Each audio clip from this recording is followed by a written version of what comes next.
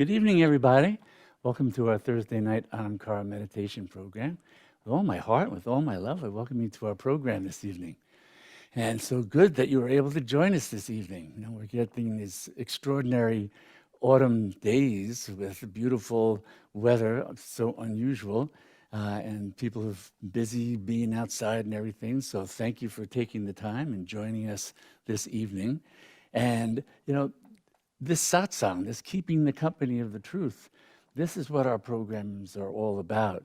And that truth that we speak about as sat in satsang is the truth that you're the divine, that all this is the divine, that we come to a gathering like this to know that, to deepen our practices that empower us to know that. So thank you for being ones who do those practices and then walk the light of that living presence of the divine within you into your life and all that you do. So this is so important, especially at this time of darkness. And I don't mean just the growing darkness of winter approaching. These are tough times. So we want to keep that light blazing and help each other to keep that light blazing. So thank you for joining us this evening and, of course, bringing that your divine self to this program tonight. And what we've been doing to start out, in order to just help clear the mind and settle it, is a very simple practice, and it's based on the breath. You know, the breath is a foundational practice for calming the mind. And now we've had, 30 more years of research showing the connection between a paced breathing and what it does to transform our nervous system, what's happening in the brain. And the yogis had figured this out, of course, 4,000 years ago. So what we do is a practice where we make use of a very simple mantra. And the mantra is just 2 syllables, ah and hum. And it's said that the breath comes in silently with an ah and goes out silently with a hum all day, all night. And that mantra, ah hum, simply means I am. I am. But it's the I am awareness. Well, that's what we read in the Old Testament of the divine God speaking from the burning bush to Moses when he asks, well, who do I say you are? I am that I am. That I am awareness. I am means simply being, pure being, all-encompassing being, all-present being. That's the ground of the truth of who we are. That's the experience of the divine within. So when we move past the mind and enter that spaciousness of simply being, that awareness is there, even without sound, even without any sense of I am. It's just pure awareness. But to give the mind a way to approach that, the infinite has taken the sound form of mantra. You know, mantra is known as the sound form of the divine. So that when we enter the mantra, we start to enter the infinite body of the divine. And so the way this mantra is done, we just sit with the breathing and we pace it with the harmonium. And so we're listening really for the ah as the breath comes in and the hum as the breath goes out. Not saying it, just listening, imagining it even. Ah as the breath comes in and the hum as the breath goes out.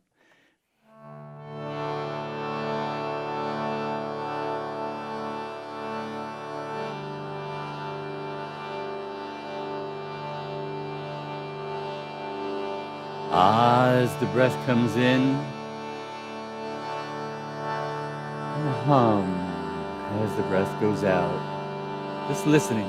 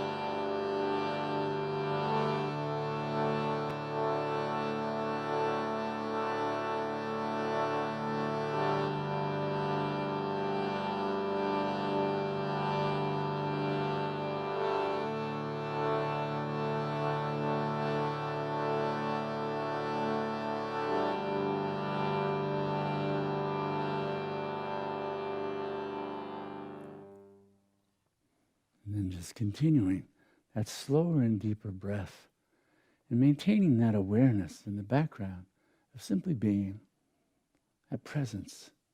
I am, the presence of awareness. Sometimes we experience it as the presence of a witness. Witness consciousness is how it's spoken about in the Eastern traditions. But it's not the witness of the ordinary mind that's often watching as a judge. This is the witness with arms open. It's the witness that looks upon you with pure love, pure awareness, pure knowing, all accepting. Doesn't have to push anything away or cling to anything. Embraces all that presence. So that's what we're coming home to through the practices. So I said tonight, because it's the first Thursday of the month, a little bit more of a dharma talk, talking about dharma meaning practices and how they inform our lives.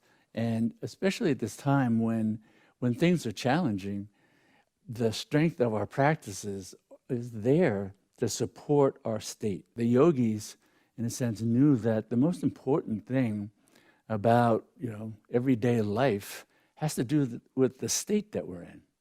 How we act, how we react, what we bring into the world is going to be a reflection of our state. And so it was the yogis, the Buddhists, really aiming to make use of the practices to unfold what's our highest state. What's the state of knowing the infinitude of being, knowing the divine moment by moment, so that we're, in a sense, transparent to that, so that the boundless qualities of the divine can come through this mind and body. And in that way, it's often likened to as the body, almost like a jewel. But a jewel, when you set it down next to something, a pure, clear diamond, it takes on the color of whatever it's sitting next to. So if we're just sitting with emotions, other people's emotions, all that stuff, the mind gets colored by all those things. So the yoga practices and becoming established in that affinity, that closeness to the living presence of the divine that's always there within us, always fully present, blazing in our heart, in our consciousness.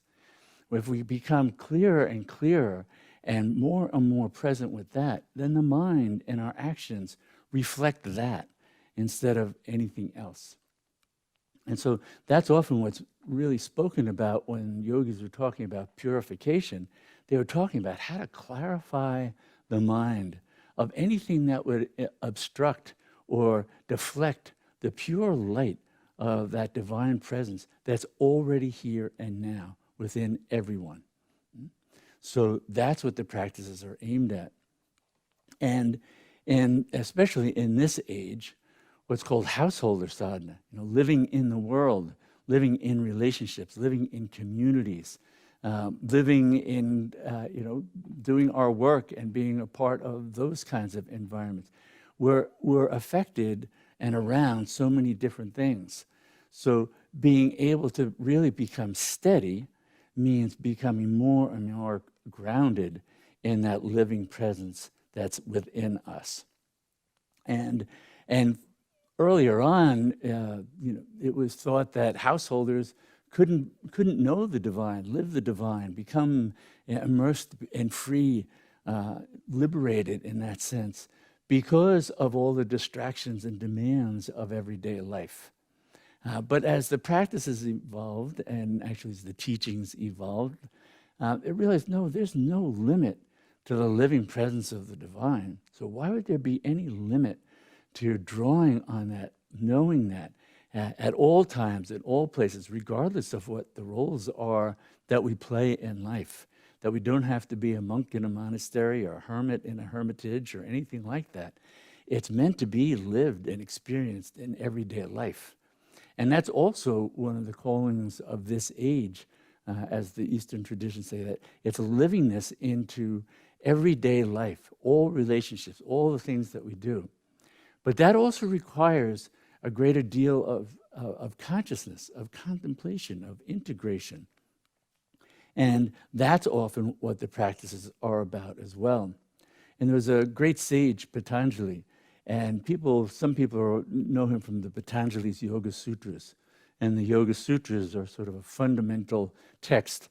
They go back about 2,000 years, give or take maybe 400 years, because it was an oral tradition before that. So it's around that time they were written down and codified by Patanjali. And he had practical advice both for yogis and for householders. And one of his pieces of advice had to do with dealing with others, because that's been a part of sadhana forever. We're dealing with other people. And so he said for yoga, and this again is regarding how do we cultivate the strength and steadiness of our state, steady wisdom, right? Steady compassion. These are qualities of a state, right? That's what Buddha was talking about when he talked about that state of nirvana, that state of freedom, and the four immeasurables. These are steady, eternal, and boundless qualities of that consciousness. So as we're transforming the mind to be able to be transparent to that, we're also doing the practices that help the mind get there. So one of the things that Patanjali said, in terms of working or dealing with others, he said, practice happiness for the joys of others. So if somebody's happy and has an accomplishment, got some, you practice happiness. There's not envy, there's not, anything else. You're practicing happiness in relationship to whatever's making them happy. It's free of judgment. Just if you're in a state of joy, wonderful, right? So that's a nice practical application. Then the next one had to do, then how do we deal with suffering and other people's suffering? And so he says, well, you cultivate compassion for others' suffering. We don't get so involved in our own, I'm a yogi, I got to be detached, and I am just, distant or something, I don't care. That's what it comes across as. No, this compassion. We see the suffering of others. Buddha made that one of the hallmarks of Buddhist practice, was to practice that compassion. Because in that compassion, there's a selflessness. There's a transformation of the ego from being self-serving to being other-serving. So we practice compassion. And compassion often means being able to see suffering where maybe the other person isn't even aware of it. So we see the different faces that suffering takes. So the person who's suffering but is acting out anger, well, the anger is repulsive, but we want to see past that and see, what pain is that person going through that could possibly provoke that kind of state that they're in. So we want to see that and look through the eyes of compassion for that. If somebody's afraid and they're acting in such fearful ways and self-protective and defensive, even aggressive ways out of fear, well, we want to deal with those things appropriately, but we also want to see through them through the eyes of compassion to see, what's the pain? What's the pain that's driving that person into a state of fear and then acting out in this way that comes across so aggressive and defensive? So looking through the eyes of compassion is also a way of informing our vision with wisdom. It's a practice of wisdom that begins to inform our experience. And one of the most difficult things that Patanjali was addressing was, he was talking about what do you do with people who just come across, as he said, wicked, nasty, evil, wicked. And he said, what you do is you practice indifference, equanimity towards the wicked, so that they're not provoking reactivity in us that destroys our state, which cuts us off from the divine within and the boundless compassion, the boundless wisdom that could be informing our view. We look at them with that kind of detached indifference, still knowing that what's driving them to their wickedness is this ignorance, right? Because we see that the foundation that both Patanjali and the other Eastern traditions look at what drives us into these states like fear, like anger, like irritability, like possessiveness, all the different things that drive us are rooted in this fundamental ignorance. It's called avidya in Eastern traditions, the Sanskrit word for that, ignorance. But they're not talking about the common ignorance that we think we didn't know how to do this, we didn't know how to do that. No, it's the ignorance that we don't know our own divine nature. This fundamental ignorance that we don't know our divine nature, and so we don't identify with it. We identify with what's the not self, the mind, the ego mind, and the vagaries of the ego mind. And we don't identify with the true self.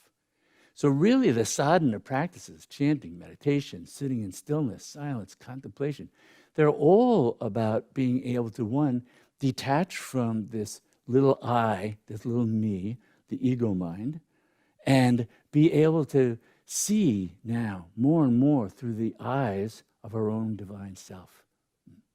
That's what St. John of the Cross was referring to when he said, when he was given the blessing to see through the eyes of God, he saw that God only sees himself.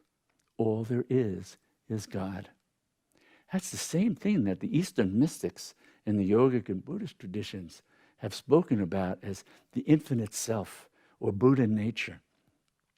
That when we start to shift our consciousness from being bound by the conditioned mind, because it's conditioned to respond, to react, all these things that are on such, automaticity. That's what we were talking about a couple of weeks ago, about the mind being on autopilot in its reactivity. Stepping back from that, we begin to be able to reel it in and free it from that. Because the mind suffers in that. It's not just that we inflict suffering on others, because we also do that when we're caught in that. We're suffering ourselves.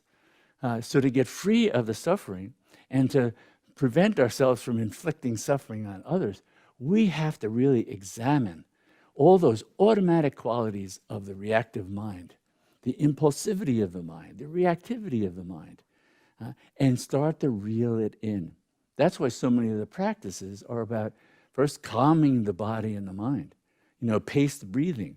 The yogis figured this out thousands of years ago, though the research is current, on how much that changes the amygdala in the brain, the vagus nerve, and how that innervates the body, heart rate, cholesterol levels, all kinds of things connected to that.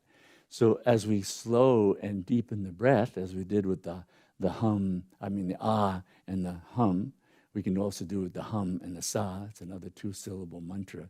That's I am that. But those practices then help to really transform our nervous system. And they start to decondition the mind. Because when we're sitting in silent, the mind is still noisy.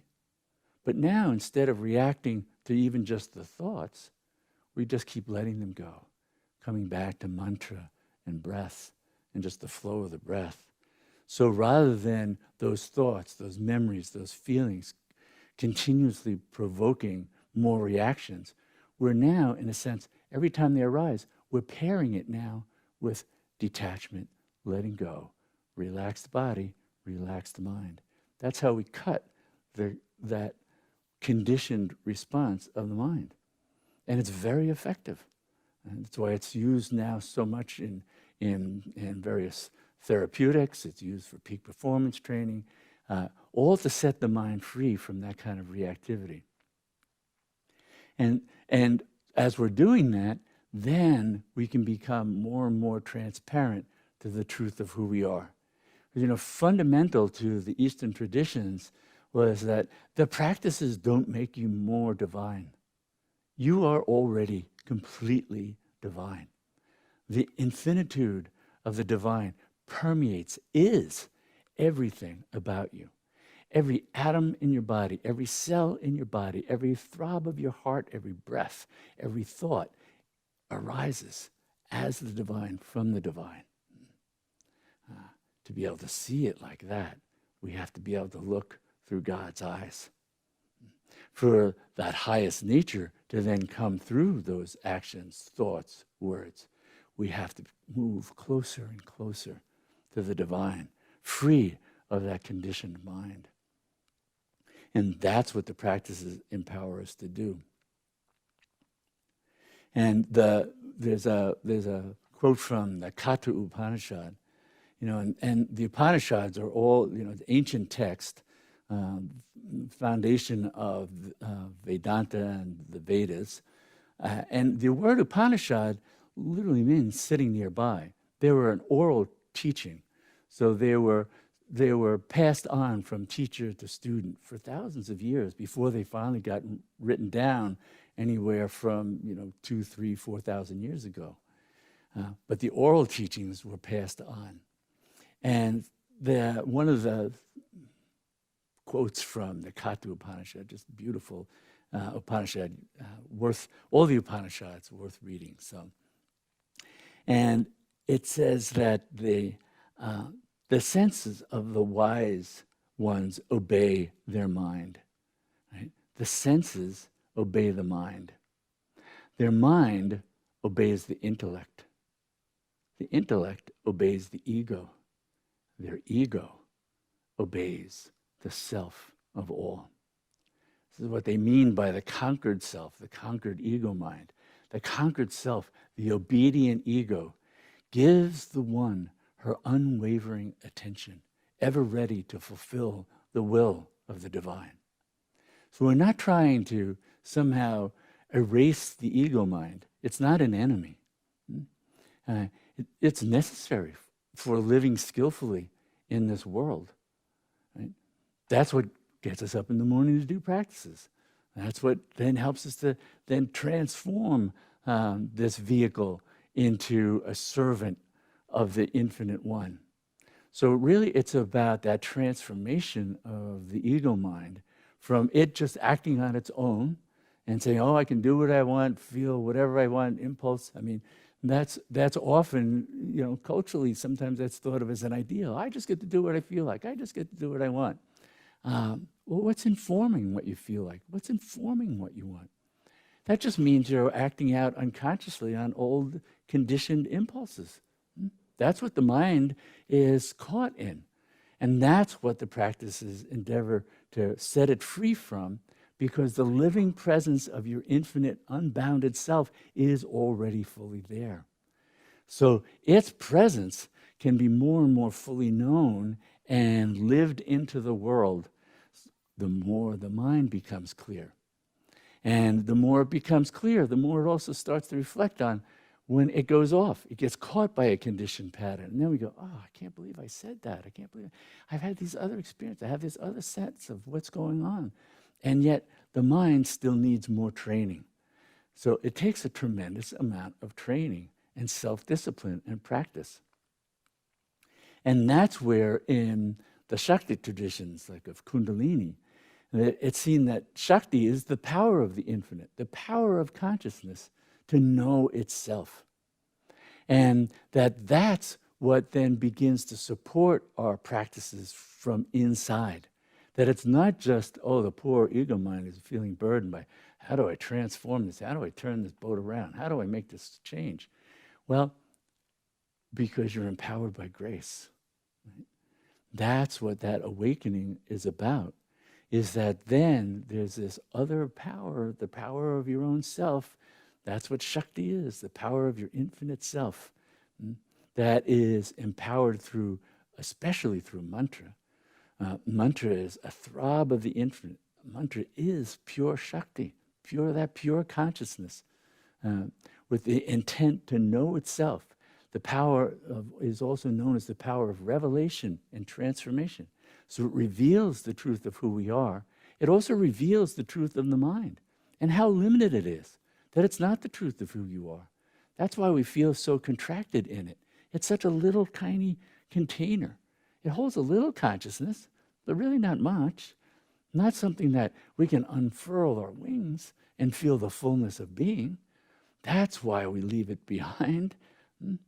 And in many ways, the practices train it so that when we go to sit in meditation, we can become absorbed. And then when we come back, the mind is ready. It's just ready to go. It's the vehicle for going into the world. It's like you have your car out in the garage. Now, it doesn't have to sit there running all the time, revving its engine. You come in the house, it shut it off, you leave it there. Right? You go back outside when it's ready to go. You turn it on, it's ready to go. You go off, you do. That's how we want the mind, that obedient. When we want to turn it on and have it do a task, it's ready. Otherwise, why not just allow it to stay absorbed in the infinite? And it'll have so much more energy and so much more power. And one way that we do that is through mantra. That's why repeating mantra throughout the day is a way of, even in the midst of activity, keeping the mind in touch with the infinitude of being, gathered and quiet, ready to act when it needs to act skillfully, to act with that compassion, that wisdom, that equanimity, that loving joy. These are the qualities of our highest self. When the poor mind is trying to generate those, that too is wearisome for the poor mind. If it lets go into the infinite, then the infinite joy, the infinite love, the boundless compassion, the unshakable equanimity, that's right there. The mind doesn't have to generate that. It generates a facsimile of that. It postures at those things, and it's exhausting. Now, it's better that it postures at those things than going with some of its other impulses. So those are practices as well.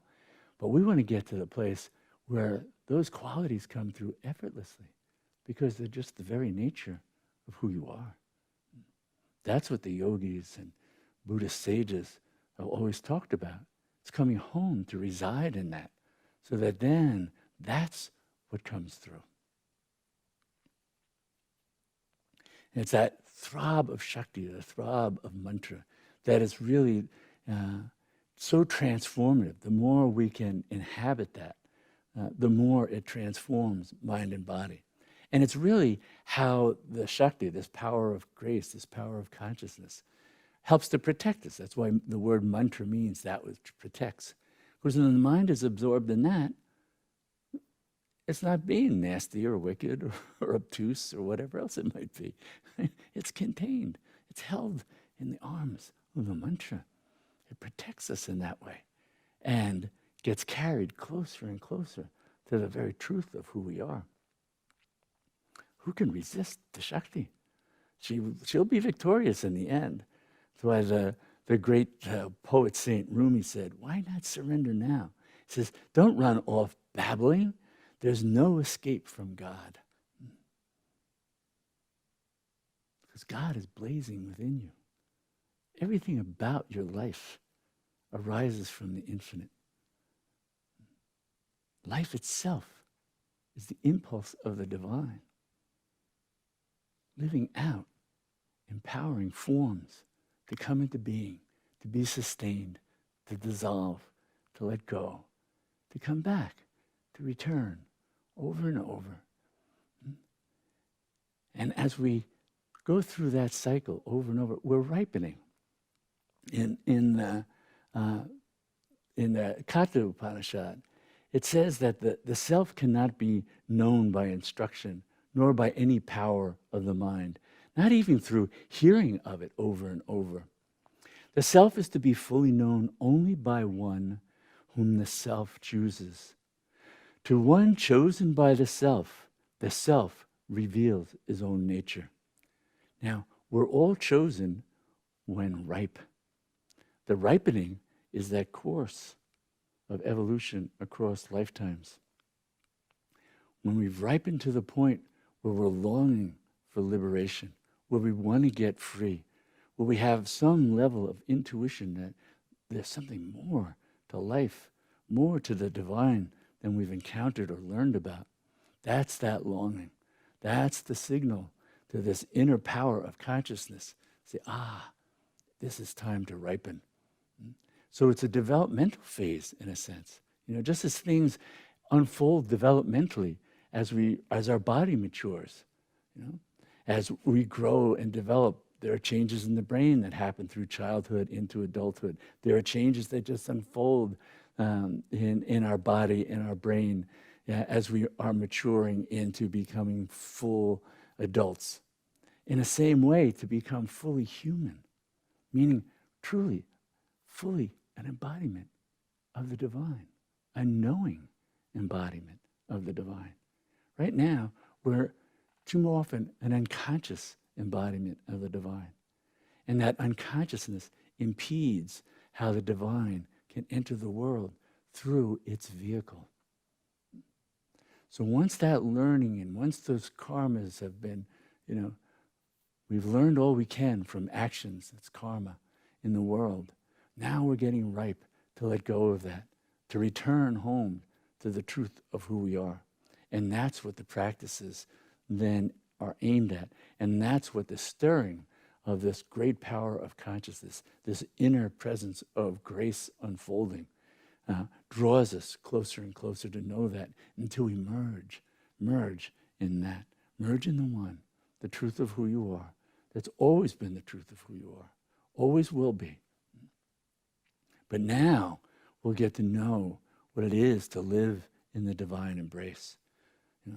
To know that the infinite is holding us, that we're completely loved, completely lovable. In that embrace, we're lacking nothing.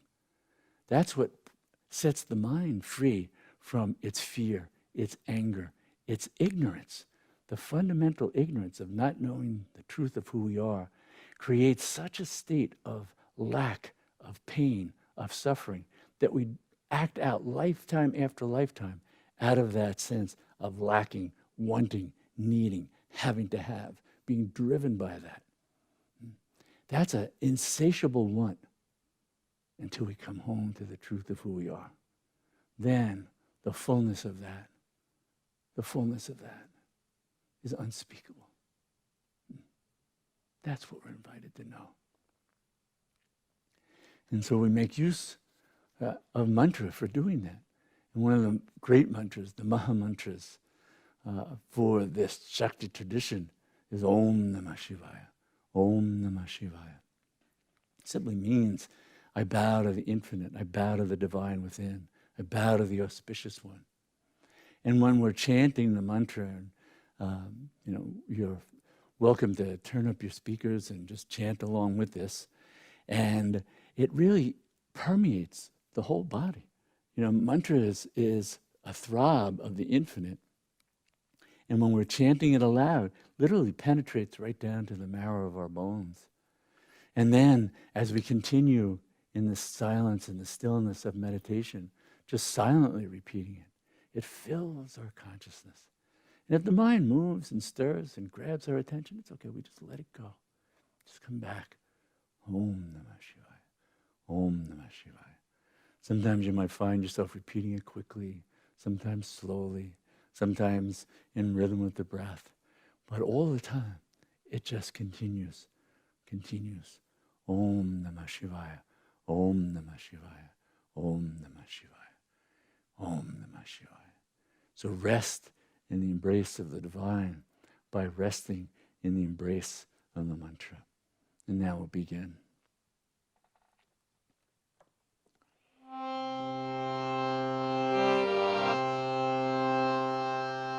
Shri Mata Kali Devi Ki Jai. Om Namah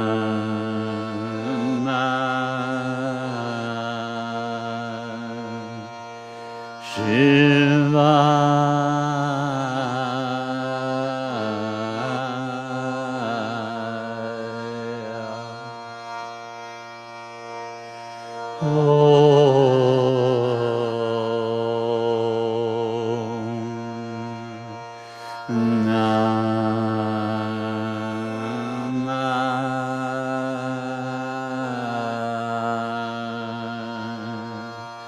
Shivaya.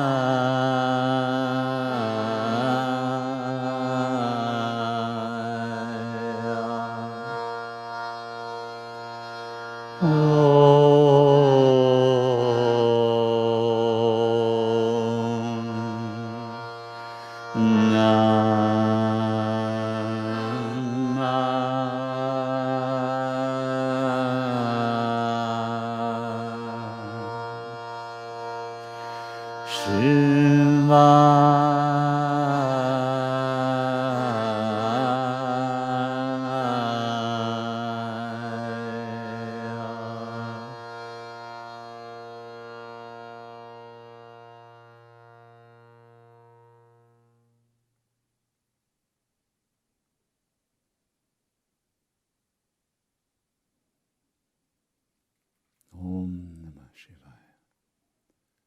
Bow to the divine. The mantra arises out of stillness, dissolves into stillness.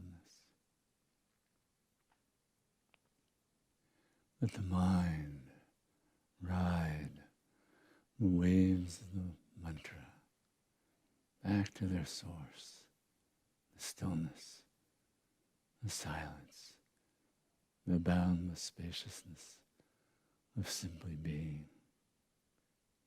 Ah, hum.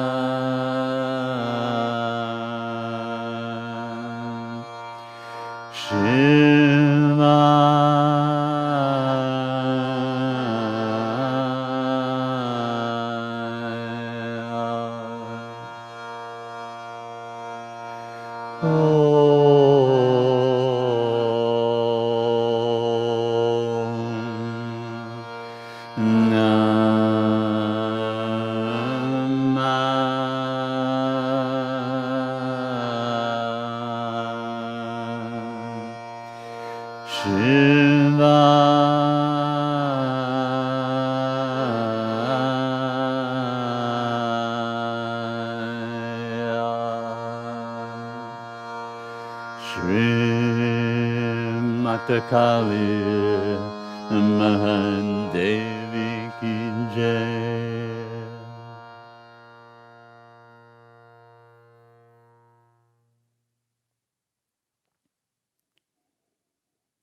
We end with this prayer, that may all our practices truly benefit everyone, and may all beings know complete freedom from suffering. Namaste.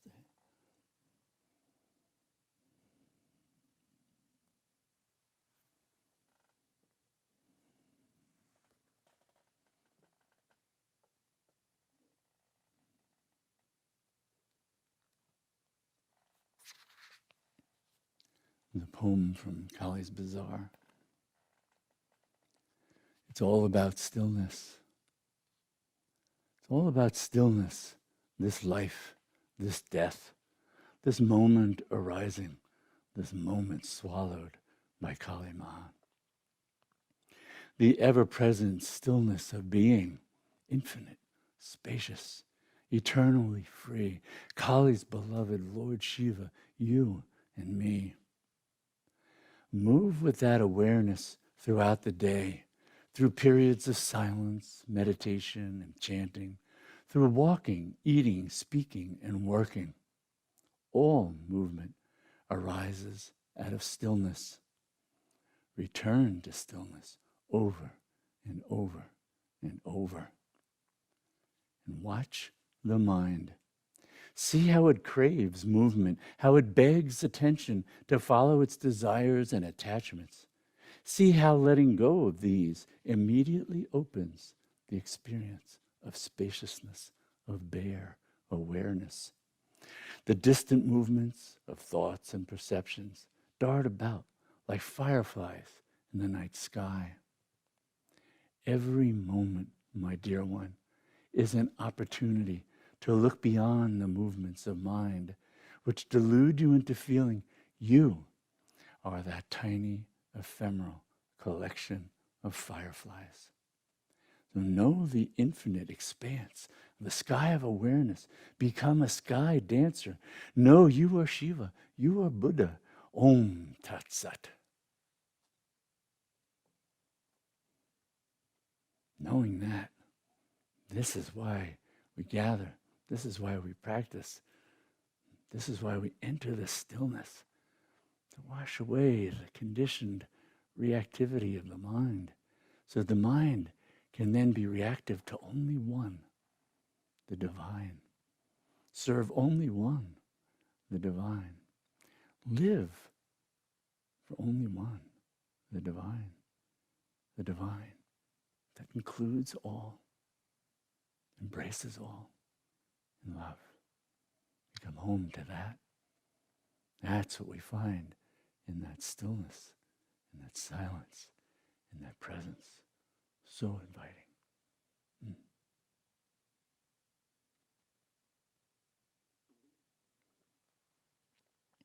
So thank you all for coming this evening and bringing your divine self and being ones who are committed to practicing, contemplating, living, transforming the mind, and becoming more and more a servant of your own sublime, divine self, living that into the world in all aspects of your life. And thank you. Thank you. And thank you for the ways you support Anamkara through donations, through sharing what we offer in the e-newsletters and the videos. So thank you for passing that on. It's our seva to give it as widely and freely as possible. So thank you for helping with that. We'll be meeting again in 2 weeks, and so I look forward to seeing you then with all my heart, with all my love. I thank you for being with us this evening.